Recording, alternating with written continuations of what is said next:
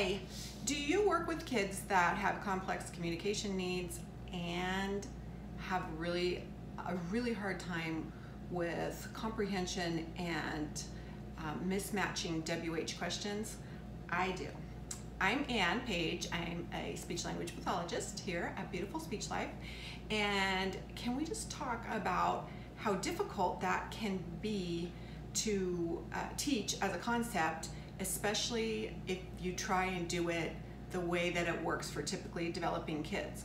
I find that if you are just like kind of throwing out all the different WH questions and having them try to find the answer, that for a lot of the students that I have worked with, it doesn't work.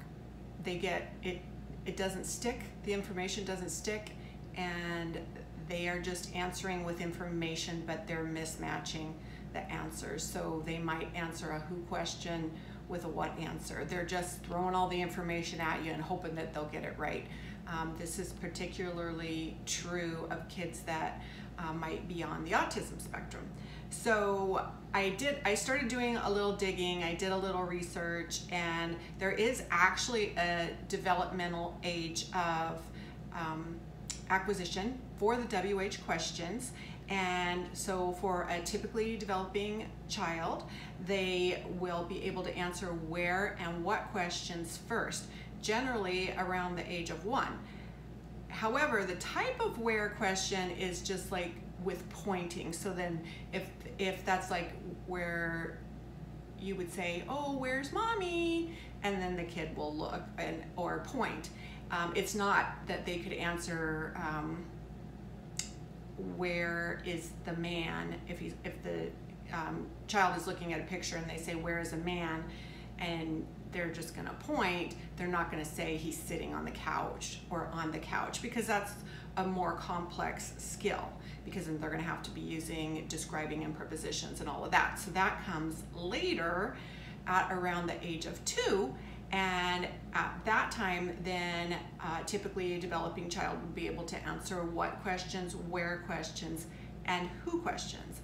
And this is the area where I got stuck with my students that are in functional skills classrooms, my students with complex communication needs. So I had to come up with a little system that would A, hold their attention, B, be interesting to them, and C, not be too distracting so that they're actually getting the concept, and D, that would actually work. So all last year I used this and I had really good success. So I just want to show you kind of how I've been doing it, and maybe that would be something that you would like to do as well. Okay, so I started with this. It's the Who and What book, and it's just laminated, and then I just put the rings in. And so when I'm with a student or with a group of students, then we talk about the who and the what. And so most of the kids that I am working with already have who. So we wanted to build on something that they already knew, and then added in the what and the being able to differentiate between the two. And so we talk a little bit about that what is a thing or an item, and that who is a person, a living being.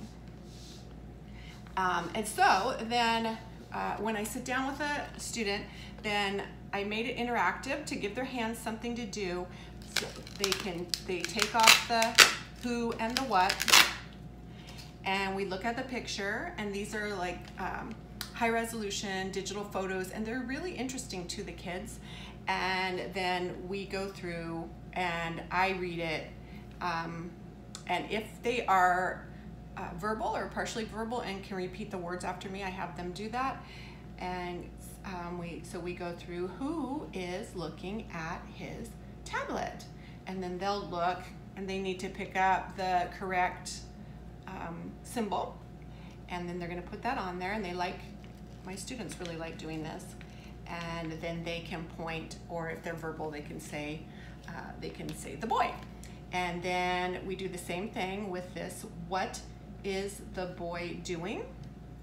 And they put this on, and then if they need some help, then I'll say, you know, I kind of walk them through it, and then I'll say, well, look, do you see the tablet? What do you think he's doing? And then they can say, reading, looking at the tablet, or maybe he's reading, or any of those things. So then you go through the whole book and practice, and there's lots and lots of pages. I actually split it up into 2 different books, and like I said, the kids really enjoy the pictures. I tried to make them so that it would be good even for a junior high classroom, with being age appropriate and not too babyish. And then once they master this level, then that's when I like to add in the where piece. And so then, now this one, it's still a book, and it is called the Who, What, Where book. Very original, right? And with my older students, I like to keep it not in book form. I keep it in sheet form like this because I see a lot of groups. And so if I'm pushing into a classroom and I'm doing a center, then this will be my center. And I give them choices. I really like to give them choices. And so I'll pass out, like I'll go to each student and say, okay, which one would you like?